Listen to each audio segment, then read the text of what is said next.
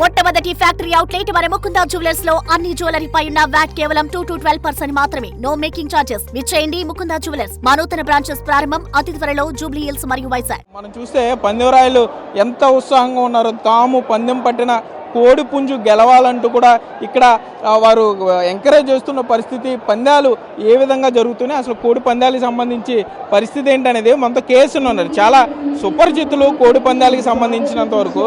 Sir కేసును గారు, ఏంటి ఎన్ని కోడి పుంజులు తీసుకొచ్చారు, ఎన్ని పందాలు వేయబోతున్నారు? రోజుకి 15 పందాలు కాడికి వేస్తున్నాం అండి. ఈ సంక్రాంతి సంబరాల్లో అందరి సమక్షంలో 15 పందాలు వేస్తున్నాం.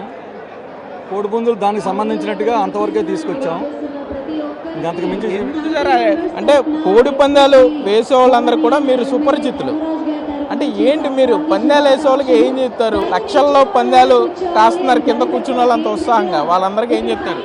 ఇది లక్షల్లో ఉండే కోట్లో అనేది ఒక ఉత్సాహం. సంక్రాంతి అనేది ఒక పండుగ లాంటిది. ఆ పండుగ అందరూ చేసుకుంటాం. ముఖ్యంగా కోడి పందాల వాళ్ళు ఏంటంటే దీన్ని ముందుకు తీసుకెళ్ళటమో లేకపోతే వెనక తీసుకెళ్ళడం అనేది కాదు, కానీ ఒక ఆనందం. దాంతో అందరం కలుస్తాం. ఏంటి సార్, భోగి రోజు ఏ రంగులు ఎక్కువ వెళ్తున్నాయి, ఏ రంగులు ఎక్కువ గెలుస్తున్నాయి అనుకోవచ్చు? రంగులు అనేది మనం చెప్పలేం. అక్కడ విధి విధానాలను బట్టి ఆధారపడి ఉంటుంది. మనం రంగుకి ప్రాధాన్యం అనేది కాదు, కోడికే ప్రాధాన్యం ఇస్తాను నేను. ఎంత సార్, ఎంత పందాలు, హైయెస్ట్ పందెం ఎంత మేర జరుగుతుంది? హైయెస్ట్ జరుగుతుంది చెప్పలేము సార్ అది. ఓకే, మనం చూస్తున్నాం ఇక్కడ ఉత్సాహంగా కోడి పందాలకు సంబంధించి ఏ విధంగా జరుగుతుందో.